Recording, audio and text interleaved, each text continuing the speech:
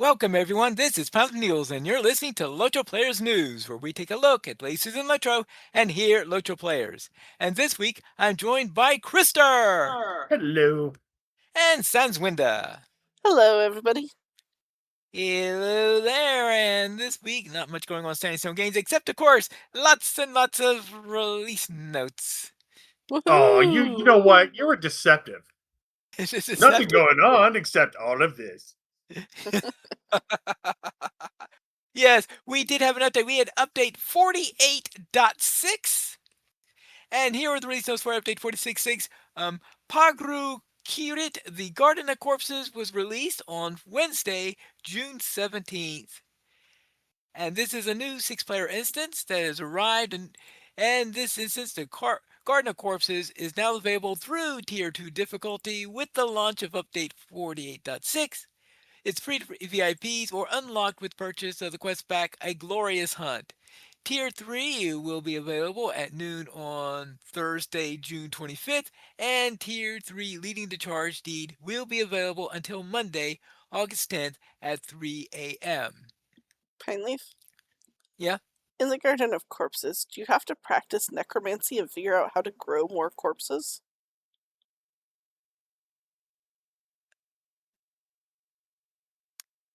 We are supposed to be defeating the gardeners, not becoming the gardeners. Oh, okay. Just checking. Okay. Yes. I mean, the name is ambiguous. I thought I should just double check. Okay. Okay. Well, and by defeating the gardeners, aren't you contributing to the corpse garden anyways? Potentially. Adding Thusly more becoming bodies the to it. gardener, the new crop of gardeners until the next crop comes and crops you? It feels like the corpse garden is a self-perpetuating system. Well, okay. I mean, it might be. Anyway, it's a new instance in there which has solo, duo, and 6-player versions to it. I've heard reports that the tier 1 of the 6-player version of it is ridiculously hard. And that ridiculously hard with apparently I've even heard that even people who commonly do raids and who have completed the the latest raid say it's a bit on the hard side. That The sounds difficult. I found that the solo version of it was ridiculously incredibly hard.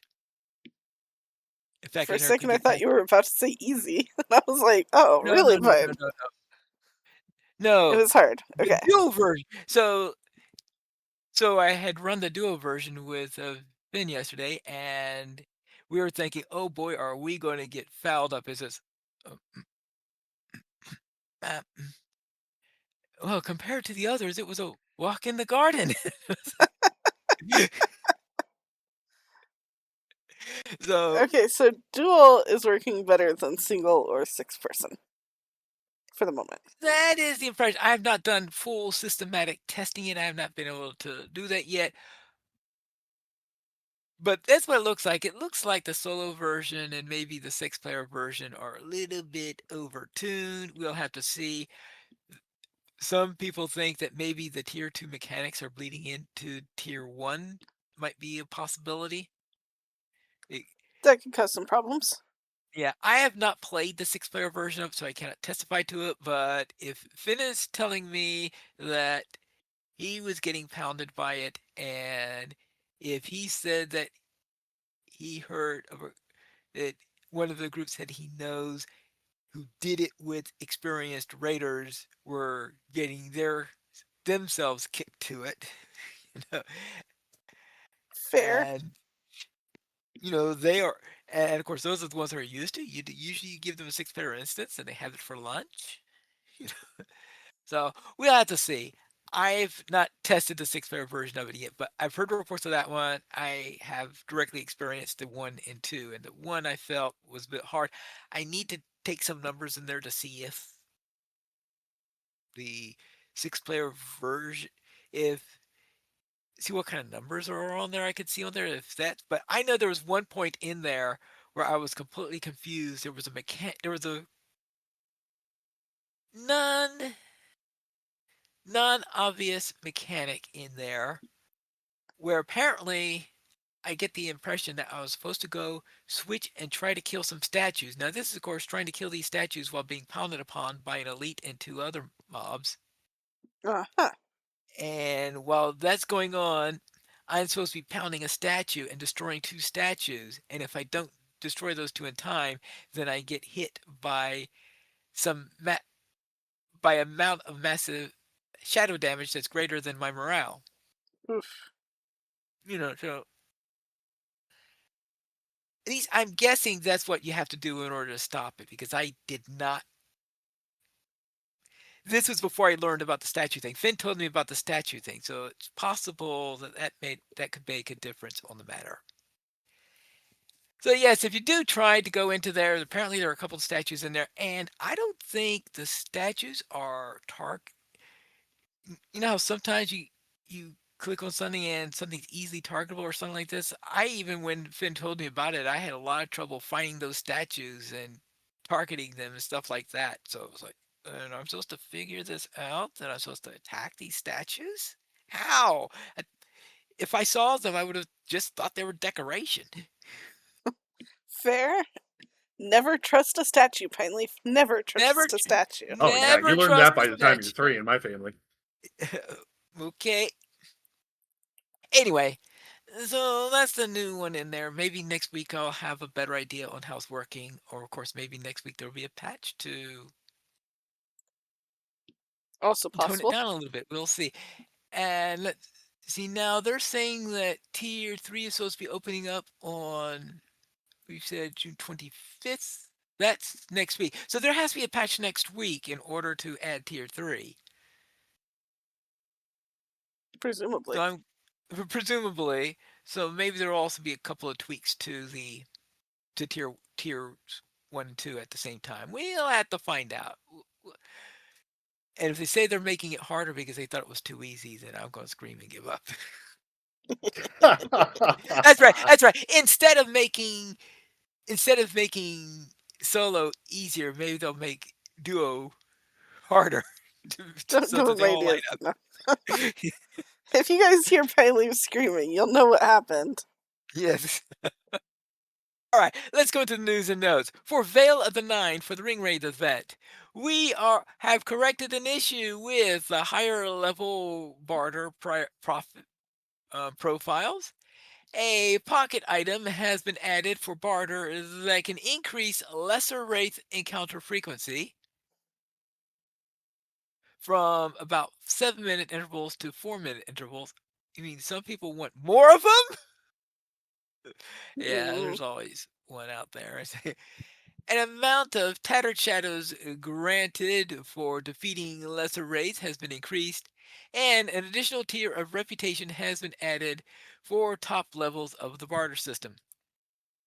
For the quest tracker, overall height has been returned to previous size. To reduce cutoff for the last tracked quest of the quest tracker list, long objective descriptions no longer use an extra line containing the ellipses overflow indicator. The ellipses has instead been moved to the right side of the tracked quest UI. And also corrected an issue where monster player rewards were displayed in certain free people's characters reward track panels. Okay. As for known issues, the shadow of Ushdak monster in Ushdak fight on tier 2 of Pagru Kirit, the Corpse Garden, will now temporarily perform a melee attack instead of their Shattering Roar skill to prevent players from being unable to deal with the mechanic. Okay, but they were talking about tier 2 there, so they don't have any known issues listed for tier 1. So anyway, that is it. Update 48.6 release notes. So if you want to send your feedback to telling me how I am just completely incompetent and that I am unable to unable to fight, the easiest fight that you could just beat out in without any equipment with a frying pan, then you could send it to podcast@loachplayers.com. You can also contact us to share your experiences with how difficult it was and any tips or tricks that you learned. All right.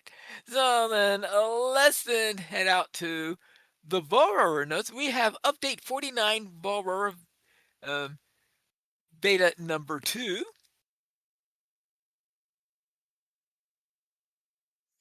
In this, they're continuing their testing in good company With the sorceress. with the Is the sorcerers. Yes, they're sorceress really good company, Pine Leaf? probably not. Well, I mean, you know, maybe she just has a bad rap and she's actually really nice. I bet she's the type that leaves bloodstains on your carpet if you invite her over. Yeah, well, the problem is that since Or there'll be installs more evil blood. carpet. Installed evil carpet. Yeah, I'd like to get my house carpeted. Would you like good carpeting or evil carpeting? I'll go with the evil. Yes, Corey Olson was doing commentary on some of, I think it was,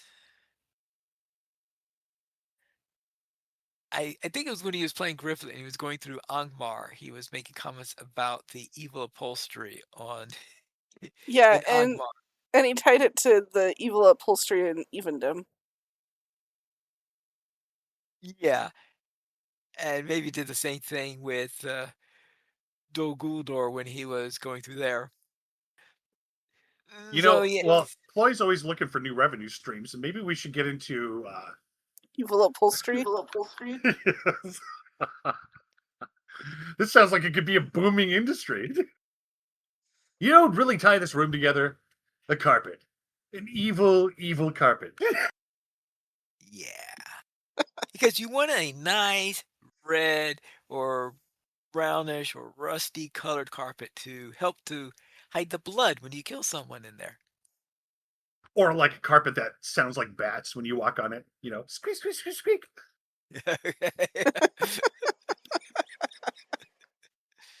That would be a fun Halloween housing item. Mm, well, and it looks like that they still aren't ready to test the delving of Farrar. That still says updates to this space is coming soon. We'll see when that comes along. So let's then go into the release notes for it and what changes we had since the last time. Mariners are now able to receive gear from big battle boxes from levels 10 to 99. They are also able to purchase gear from Merits of Merit Committee battle decorations. I mention last week that I think they add them for Hootball? No, I guess not. Somehow I had remembered a note somewhere about them getting Hootball stuff, but I do not see that listed anywhere, so perhaps no. Several essence-based heal effects have been converted from absolute value heals to max morale percentage-based heals. Affected essences include the Cold Iron Cloak class, the Gem Laden Cloak class, the Petrified Essence of the Moon, and the Petrified Essence of the Viper. For crafting and hobbies, Tier 12 crafted relic recipes now give you Word of Craft Tracery Box, and Crafted Mariner and Minstrel instruments now have different names. Okay, what do they call it? Do they call a mariner flute now a shanty flute of whatever? Maybe. All right, for housing and decorations, all hitching posts in Rivendell housing have been replaced with mobile hitching posts. Any items slotted in the non-mobile hitching post will be returned to the owner's housing storage or escrow. And yard hooks using new, smaller artwork should now appear as expected at a distance. How was it appearing? idea. For PvMP and the Entmores, we have added 3 new schematics to the barter vendors that carry siege schematics. A slowing ballista deals damage initially and leaves a slowing hotspot behind. An explosive ballista deals damage in AoE, and a superior battering ram deals 25% more damage. Captain Generals and Tyrants who command major points of interest in the Entmores will now deal increased damage and receive less damage depending on the number of enemies attacking them. For UIM Miscellaneous, the induction bar display option will be enabled by default on all new characters, displaying enemy inductions when floating names are enabled. To turn off this visualization, uncheck the induction bar display option in the UI display section of the options panel.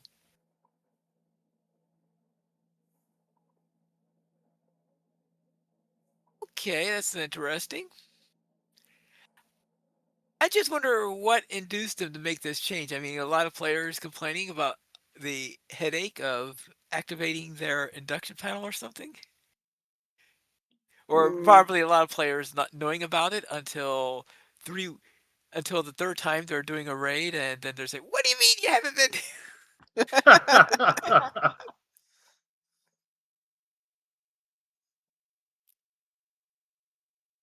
Okay.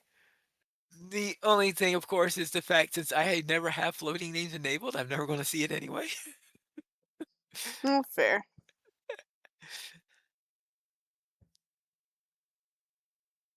And that's it for the second bore. No, they are just plugging away and continuing along and implementing it. I would presume there will be at least one more, so they could probably at least two more because they will want to have more than one test on the delving of Fror, I would hope, right? Probably. Yeah. So let's head into our store sales. Sans, what's on sale this week? Well, I am glad you asked. This week, the summer sale is continuing through July 9th. Now through June 25th, you can get 40% off select crafting tier skips, 50% off select milestone skills, and 75% off pets category.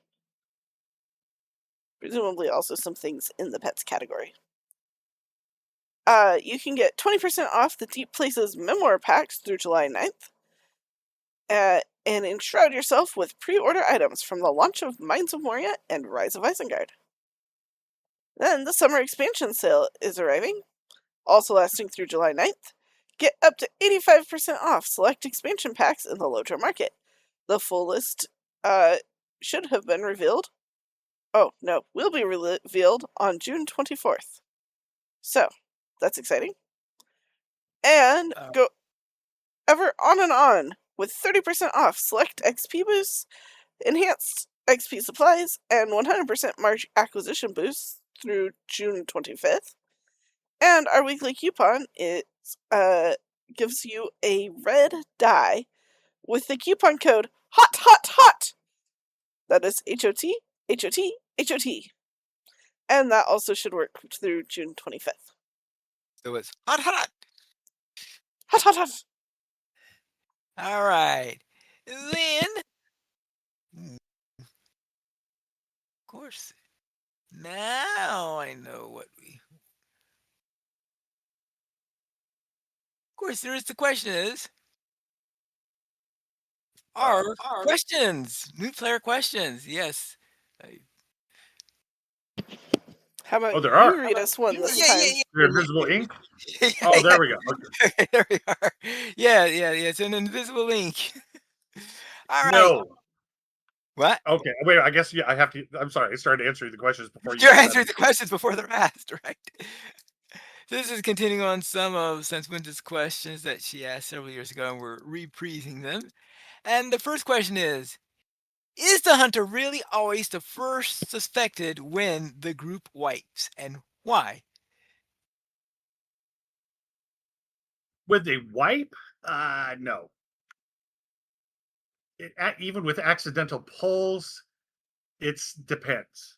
See, because now I'm going to talk from a purely tank aspect.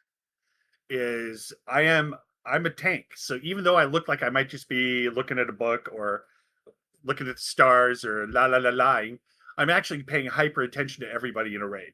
I am constantly roving around. I'm constantly sweeping around, and so typically when the hunter gets blamed, it's because the hunter shot.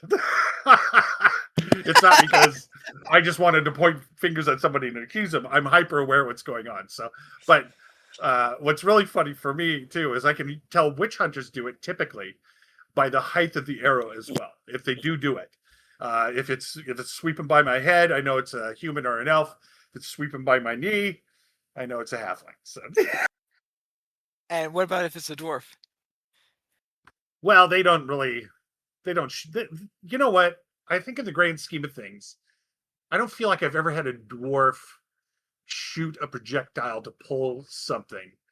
Usually they're screaming at something, but that's what could happen too. Any range skill can be accidentally triggered.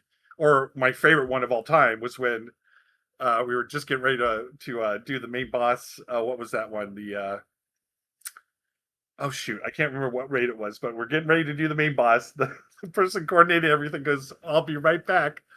And what they did was when they left their keyboard, they accidentally hit their auto run.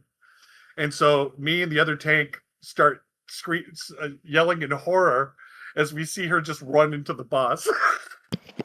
It's just like, oh, okay, we started. So anybody has the potential to do it, but when you start rating quite a bit, you can see that arrow flying. So if I'm blaming a hunter, it's because I saw a projectile.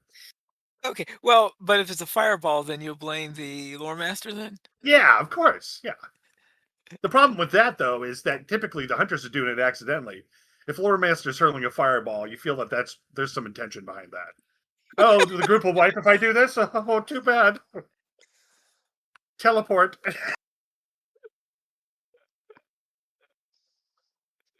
I mean, there might be some truth to that. The hunter skills do fire rather quickly and will auto seek a new target if you don't turn that off.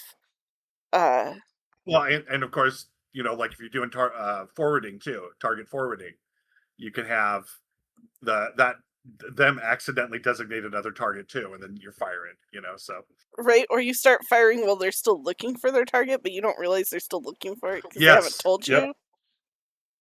yeah, Yeah, and then you end up hitting like 3 different targets before they find the one they actually wanted you to hit. yeah. That's so hard too because when you're in the middle of the combat, it's much easier to tab through people until you find the one you're supposed to be on, as opposed to trying to click your mouse on the screen. It's Right, but just too if much you going on. are a hunter who just happens to be continuously firing through your target forwarding, you may very well shoot something you did not intend to. Yeah, so that means I think the second most likely one I think I run into are yellow runekeepers because they also tend to have instant Yeah, yep. Yep. ranged skills. So essentially anyone with instant range skills are the most likely ones in order to do a pull. And of course, the one who has the most of them is probably the hunter. Yes. Yeah. Oh, and let's see. So, all right. So, although I suppose if it's a mug flying by, then it could be it could be a brawler, An overeager brawler. an overeager brawler. Let's start. Let's party. That's isn't that how that infamous Leroy Jenkins is? You have the melee guy just charge in while everybody's still, hey, wait a second. Well, yeah, that's partly because Leroy wasn't in during the planning session. He got back from Being I think a AFK. from being Yeah, from being AFK, comes back and thought I assumed that everybody was all Just ready, waiting set for up. them. All right. So, what's the second question? If two hunters are in a fellowship and have leafy feet on, how does the game determine which leafy feet buff to give the group?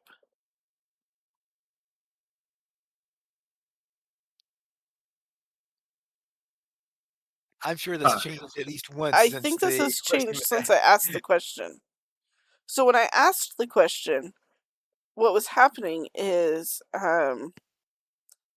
my leafy feet buff I would have at 30%, and then I would join like the raid group with other hunters, or a fellowship group with other hunters who had put a higher priority on things like damage, and suddenly my 30% leafy speed boost would be overwritten by their 15%. And I was like, hey, stop it, game. How does it do that? And I don't actually know how it determines it, but I haven't run into a yeah, problem with it I'm trying to think overriding of it. I my mean, leafy feet lately. I don't think it would be like a level thing. I mean, it could have been, because when this was annoying me, well, no, because sometimes it happened I even wonder if if we were all the same level. So I don't know yeah, because how if it you guys all had it chose. active at the same time when you joined, that's the one that I have. I wouldn't know, but maybe if people were turning on their leafy feet, it'd be the last person that turns it on, That could overwrites be. everybody. I think now it takes whatever the highest is. I say now it seems to take the highest, so it doesn't make much Yeah, difference. because I think Either there that Oh or yeah, were. I'm sure everybody I've people been were. running with has it set highest, which seems unlikely. Yeah, I think it was just a matter is that there were so many complaints that they decided to address it.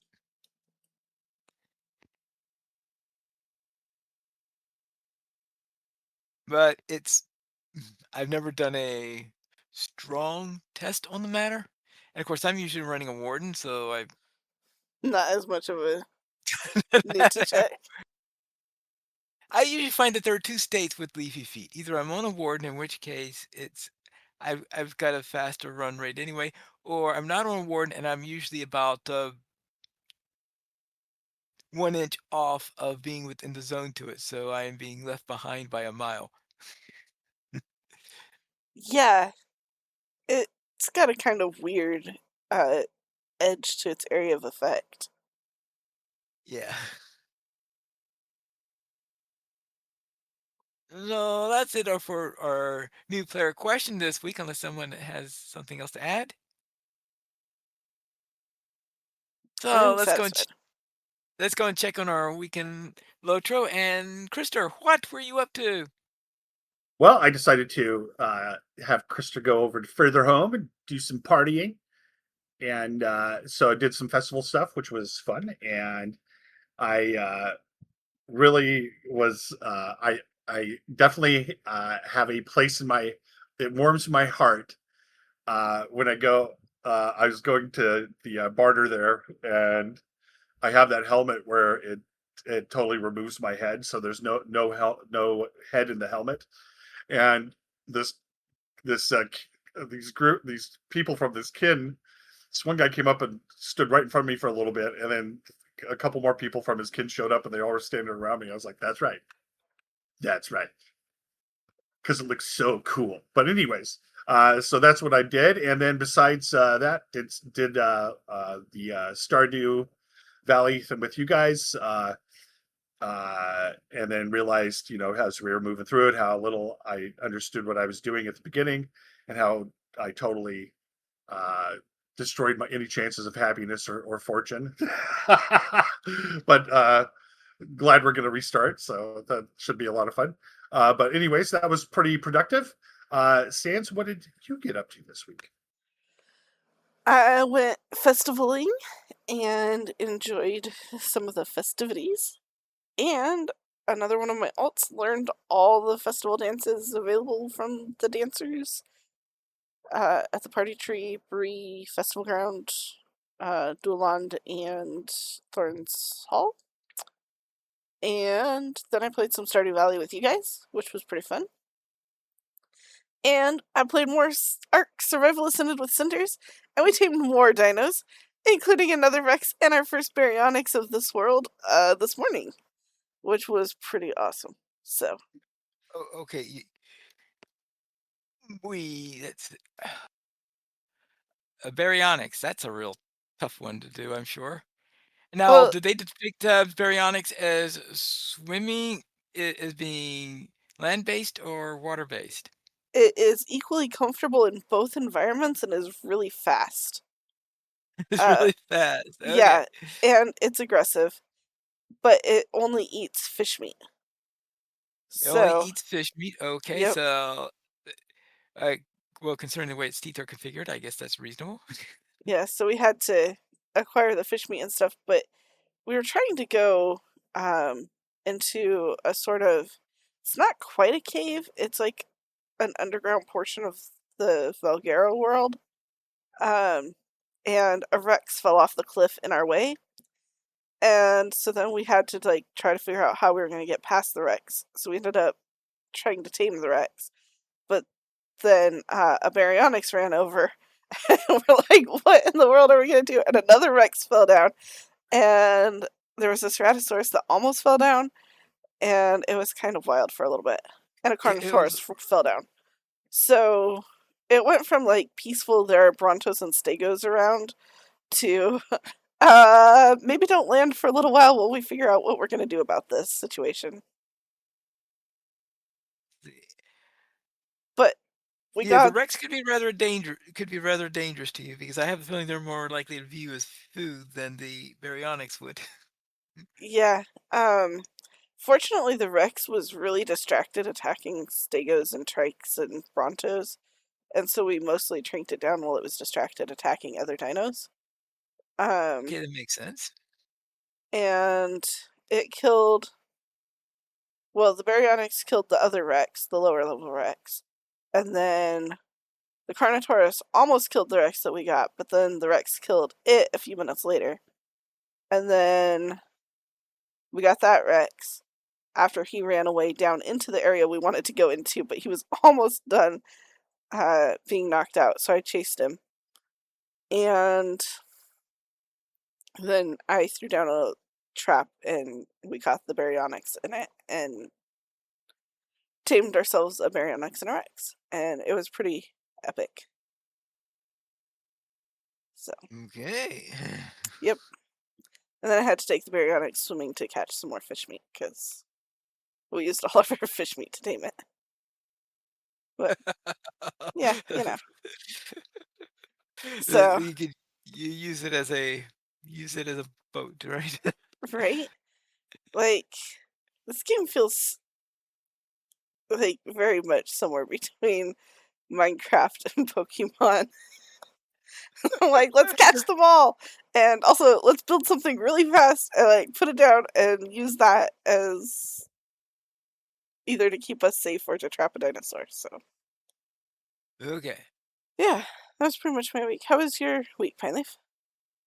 All right. We'll begin with the Hardened Traveler, the group where we managed to head in from Hardings and we went down to the oh, what was the down down to where we have all those Easterlings that trying to invade and cross the Undeep in the area there. Then from there we went to Ethangles, then over into Cliving. So we sort of did the northern part of the Norcross. So we're making progress along in there. Then on after that, it was time to test out the Garden of Corpses in solo mode. I'm thinking, well, it should be nice and easy to solo this, right? Well, you heard my earlier report on that matter is that did not go well in there. So I gave up in frustration on that matter, wondering, okay, what do I need to do in order to win this? So the following day, we only had two people at the field trip. So Finn and I, we went and ran the garden We ran three instances in there. One of them was the Garden of Corpses because we figure, well, I need to have a full report on how difficult this is. So how difficult can it be on I was expecting us to be crushed to it because I've been hearing reports about how bad it is in this experiment mode, and I experienced how bad it was on the single player mode, and then we were like, what? What do you mean we have already won? And what? The boss is dead already? What? So yeah, it was.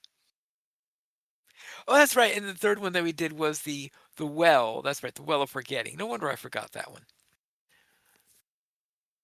So we did those three in there, and it all went fairly well, I think. And so we managed to finish all three of them in the two-player modes. And that's it for my weekend Lotro. If you'd like to send us any feedback, such as how in the world you are able to solo the Garden of Corpses, then you can send your feedback to podcast@lotraplayers.com. The Players Alliance has two shows on Saturdays at 6:30 p.m. Eastern Time. We have Lotra Players News, and we record DDO Players News when Drac is available. You guys join us for shows at lotraplayers.com/live. And that's all for tonight. And this is Finding the Olds reminding you to skirmish responsibly.